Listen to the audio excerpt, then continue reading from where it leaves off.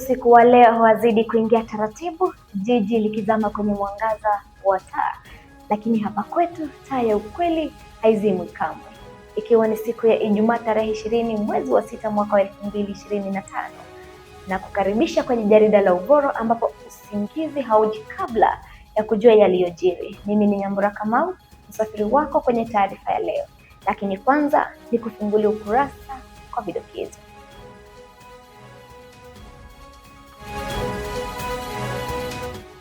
Kinara wa chama cha DCP azuru kaunti ya Meru.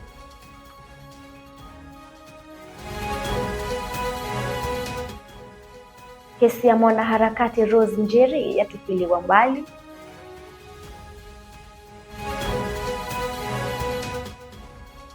Vijana watuma maombi ya kazi huko Embu.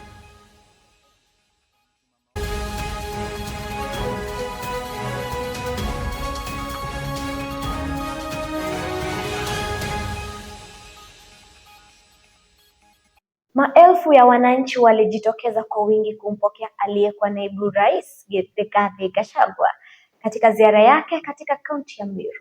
Mkutano huo ulioandaliwa kando ya barabara kuu ulijaa hisia kali za kisiasa na kuonyesha mshikamano mkubwa kutoka kwa wakazi na viongozi wa eneo hilo. Mkutano huo ulihudhuriwa na viongozi mbalimbali kutoka kaunti hii, kama tunavyozidi kuarifiwa kwenye habari ifuatayo. Aliyekuwa naibu rais Rigathi Gachagua alifanya ziara yenye mvuto mkubwa katika kaunti ya Meru, ambapo alipokelewa kwa mapokezi ya kipekee na maelfu ya wananchi waliomiminika barabarani kumlaki. Mkutano huo wa hadhara uliofanyika kando ya barabara kuu uliibua hisia kali za kisiasa, huku wakazi na viongozi wa eneo hilo wakionyesha mshikamano wa hali ya juu. Ziara hiyo ilihudhuriwa na viongozi wa ngazi mbalimbali akiwemo magavana, wabunge, maseneta na madiwani waliokuwa mstari wa mbele kumwonyesha uungwaji mkono wao. Umati mkubwa wa wananchi ulijitokeza kushuhudia tukio hilo ambalo lilitawaliwa na nderemo, vifijo na mabango ya kuonyesha mshikamano na mapenzi kwa kiongozi huyo. Katika mkutano huo, aliyekuwa naibu rais alisisitiza masuala kadhaa ya maendeleo kwa ukanda wa Mlima Kenya. Alitumia fursa hiyo kueleza hatua zilizowahi kuchukuliwa wakati wa utawala wa Kenya Kwanza, akieleza kuwa kaunti ya Meru ilikuwa miongoni mwa maeneo yaliyofaidika moja kwa moja na mipango ya serikali kuu. Wakazi na viongozi walionekana kuridhishwa na ujumbe alioleta, na wengi walionyesha dalili wazi za kumuunga mkono kisiasa kwa hatua zake za awali, ufuatiliaji wa maendeleo na nafasi yake katika kulinda maslahi ya eneo la kati na Mlima Kenya kwa jumla. Na mimi nataka kuomba watoto wetu wa Meru, tafadhali vijana wetu, please I plead with you, msichukue shilingi 500 uumize mama yako, uumize ndugu yako, uumize dada yako. Hiyo ni ujinga. Wewe chukua hiyo pesa, usime simu, hakuna mtu anadai wewe. Neguo. Nienda nikatafuta makazins. Mtachunga nyumbani. Hi bros. Hi sis. I love you people. My brothers and sisters, I love you. Nienda nitafuta makuzo. Niunganisha mlima na Wakenya wengine, tutafuta serikali pamoja. And lastly, let me give you one promise. Watu wetu wa Meru, mimi niko pale nataka kiti ya rais. Kalonzo wako pale anataka kuwa rais. Matiang'i yako pale anataka kuwa rais. Martha Karua anataka kuwa rais. Wamalwa anataka kuwa rais, na ni sawa.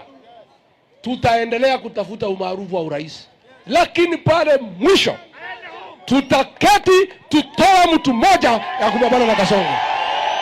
Kinara wa ODM Raila Odinga ameeleza masikitiko yake baada ya kufutiliwa mbali kwa mradi wa kampuni ya Adani uliokuwa na lengo la kujenga na kukarabati uwanja wa ndege wa Jomo Kenyatta. Raila ameeleza kuwa hatua hiyo imenyima Kenya fursa muhimu ya kuimarisha miundombinu ya usafiri wa anga na huduma nyingine zinazotolewa kwenye uwanja huo wa kimataifa. Mwanahabari wetu Nyakiondoiga ana maelezo zaidi. Kufuatia kufutiliwa mbali kwa mradi wa kampuni ya Adani wa kujenga na kukarabati uwanja wa ndege wa Jomo Kenyatta, sasa kinara wa chama cha ODM Raila Odinga ameeleza masikitiko yake kuhusu jambo hili. Raila amesema kuwa hatua ya kufutwa kwa kandarasi hii imenyima taifa la Kenya nafasi ya kuimarisha uchukuzi wa ndege pamoja na huduma zingine kwenye uwanja huo. Hata hivyo, Odinga ameitaka serikali ya Rais William Ruto kutafuta mbinu mbadala ya kuboresha uwanja huo wa ndege ili kuwavutia watalii na wawekezaji zaidi nchini. Raila amezungumza haya alipohudhuria mkutano wa baraza la mawaziri mtaani Karen katika jiji la Nairobi. I was very disappointed when we are not able to move on with the airport contract. That was really very unfortunate.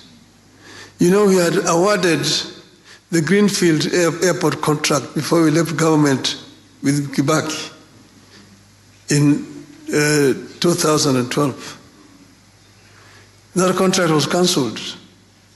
Then it was given again to the same contractor later. But then again cancelled somewhere because of disagreement in the middle. And then now, when we brought in the Adani, they brought all these politics, and then the contract was cancelled. If that is not done, Nairobi will just become dormant. Nikiripotia runinga ya Uvoro, jina langu ni Nyakio Ndwiga. Mahakama imetupilia mbali mashtaka dhidi ya mwanaharakati Rose Njeri ambaye pia ni mtaalamu wa mitandao, ikitaja hati ya mashtaka kuwa na dosari. Kupitia hakimu Geoffrey Onsaingo, mahakama imebainisha kuwa kesi hiyo haikufikia viwango vya kisheria vinavyohitajika ili kuhalilisha mashtaka. Njeri alikuwa huru kwa dhamana ya shilingi 100,000 akisubiri uamuzi wa mahakama kuhusu kesi iliyomkabili.